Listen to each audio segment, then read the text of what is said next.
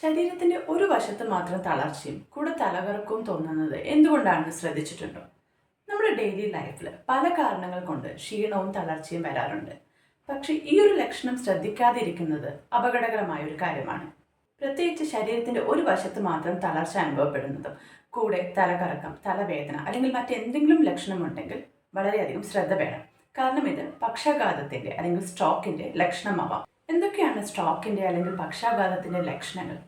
ശരീരത്തിന്റെ ഒരു വശത്ത് മാത്രം തളർച്ച തോന്നുക, മുഖത്ത് ഭാരം വന്ന് തൂങ്ങിപ്പോകുന്ന ഒരവസ്ഥ തോന്നുക, കൈകൾക്കും കാലുകൾക്കും തളർച്ച തോന്നുക, തലവേദന, തലകറക്കം, സംസാരിക്കാൻ ബുദ്ധിമുട്ട് തോന്നുക, നടക്കുന്ന സമയത്ത് ബാലൻസ് തെറ്റിപ്പോവുക. ഇത് പറഞ്ഞതൊക്കെ പക്ഷാഘാതത്തിന്റെ ലക്ഷണങ്ങളാണെങ്കിലും ഈ ലക്ഷണങ്ങളെല്ലാം ഒരാളിൽ വരണമെന്നില്ല. ഒന്നോ രണ്ടോ ലക്ഷണങ്ങൾ വന്നാൽ തന്നെ ഉടനെ തന്നെ ഒരു ഡോക്ടറെ കാണിച്ച് അത് പക്ഷാഘാതമാണോ അല്ലയോ എന്നുള്ളത് ഉറപ്പുവരുത്തേണ്ടതാണ്.